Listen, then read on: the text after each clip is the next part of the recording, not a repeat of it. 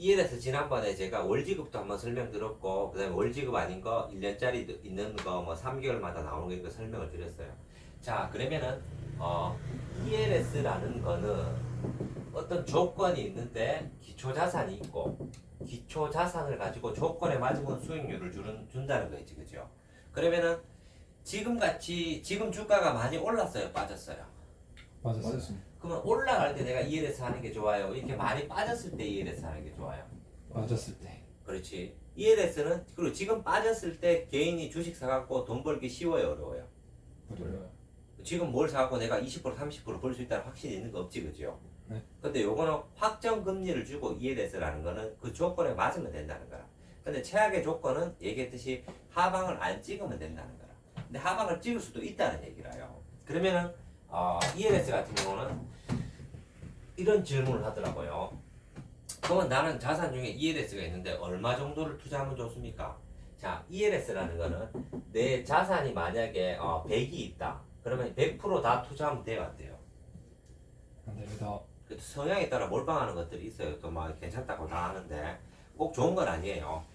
저 같은 경우도 ELS를 한 15년, 한 20년 됐습니다. ELS 나온 지가. 근데 그때는 우리나라 종목을 했어요. 그때 뭐 LG 뭐 이런 것도 있고 뭐 조선도 있었어요. 저도 뭐 한 10개 정도 들어가면 대부분 나왔는데 한두 개가 뭐 마이너스 40% 50%된 것도 있었어요. 맞춰가지고.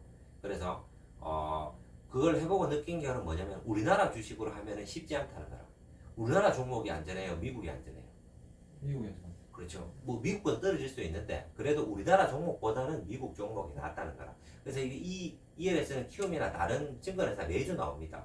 내가 급하게 할 거 없고 내가 돈이 있을 때 하면 되고, 그 다음에 100만 원씩이니까 100만 원 투자해보고 괜찮으면 하고 안 괜찮으면 안 하면 돼요. 근데 미국 주식으로 해보니까 상대적으로 리스크도 좀 덜하고 해볼만 하다는 거라. 근데 ELS를 운영할 때는 내 자산이 100이라 그러면은 최고 처음에는 뭐 100만 원씩 투자해보고 내가 괜찮다 그러면은 10% 정도의 자산을 투자를 해보면 돼. 그럼 내가 예를 들어서 1억이 있다.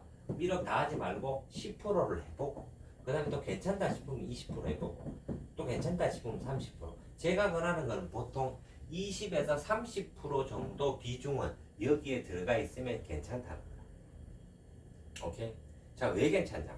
월지급식 ELS 같은 경우는 지금 괜찮아요, 괜찮아요. 테슬라가 지금 많이 빠진 상황인데 여기서 40% 밑으로 안 빠지면 내가 이기는 거잖아. 다른 거는 올라야 돈을 먹잖아. 근데 그것도 월지급으로 이자를 줘요, 안 줘요? 줘입니다. 그럼 20%를 준다 칩시다. 그럼 한 달에 1.7% 가까이 준다고, 20%면은.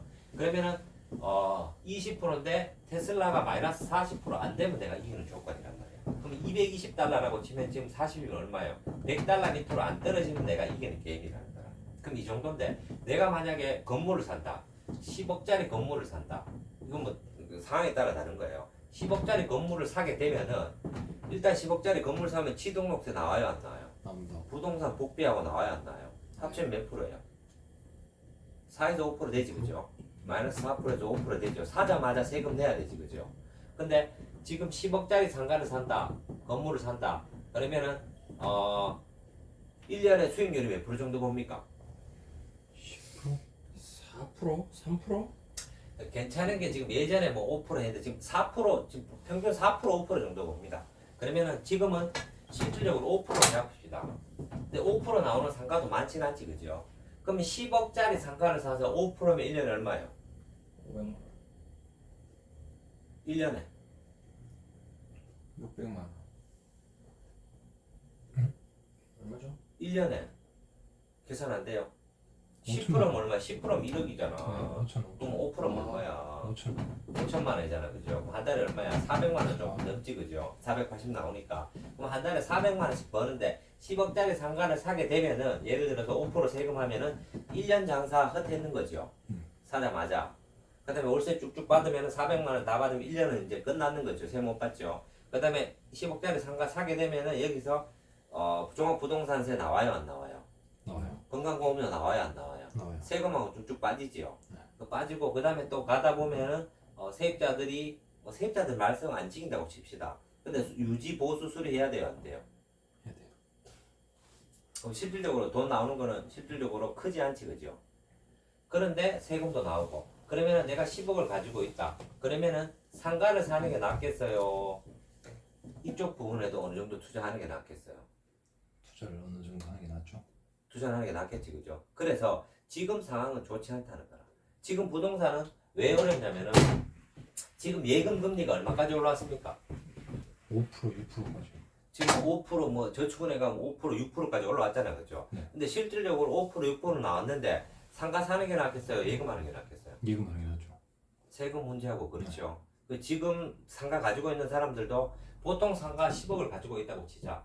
10억짜리 뭐 누구나 한 개씩 다 가지고 있잖아요. 동네마다. 그죠? 네. 있잖아. 저기 뭐 또 이쪽에도 있고 저쪽에도 하나씩 가지고 있잖아. 가지고 있는데 10억짜리 상가를 가지고 있는데 대출이 보통 많아요, 적어요? 많아요. 많죠. 네. 그러면 이거 뭐 7, 8억 대출했다 치자. 8억 대출하 지금 대출이 지금 얼마예요? 뭐 7, 8%? 이 부동산이 괜찮은 이유는 금리가 쌌을 때 괜찮다는 거라. 금리가 뭐 시중에 대출 기준금리가 뭐 2%, 1%대 돼가지고 대출금리가 2, 3%밖에 안 나온다는 거라. 그러면 그때 상가를 사가지고 돈을 벌 수 있다는 거라. 근데 지금 같은 데는 대출금리가 3%에서 변동금리 대출이 올라가는 게 얼마냐면 지금 보통 6%입니다. 신용대출하면 지금 8% 넘어가요. 그 다음에 지금 담보대출도 비싼 거는 7%까지 나옵니다. 앞으로 더 올라가겠어요? 내려가겠어요? 올라갈 거. 더 올라간다는 거라. 근데 8억을 대출했는데 상가를 사가지고 8억 대출했는 게 3%는 괜찮은데 6%는 많아요, 적어요. 많아요. 이게 6%면은 10억짜리 상가 4%, 5%의 월세가 나오는데 이걸로 이거 축당이 돼요, 안 돼요? 안 돼요. 나중에 이게 안 된다는 거라. 그럼 어떻게 해야 돼요? 내가 돈을 더 집어넣어야 되는 상황까지 온다는 거라. 부동산은 지금 굉장히 많이 지금 떨어졌는 게 시작도 아닙니다. 앞으로도 많이 떨어질 수 있다는 거라. 자체를. 왜냐? 금리가 올라가면은 부동산은 떨어질 수밖에 없어. 근데 급격하게 많이 떨어진다는 거야. 이 금리도 급격하게 내년까지 오르고. 그래서 지금은 부동산이나 이런 걸 살 때가 아니라는 거야. ELS라는 거는 비중을, 아까 비중 얘기하다 여기까지 왔는데, ELS에 대한 비중은 처음에 처우 시작할 때는 100만 원 가지고 시작을 해보고, 괜찮으면 거기에 맞춰가지고 10%, 20%, 30%까지 올리면 된다는 거야. 근데 그것도 이제 ELS를 어떻게 운영하는지를 또 다시 한번 얘기를 해요.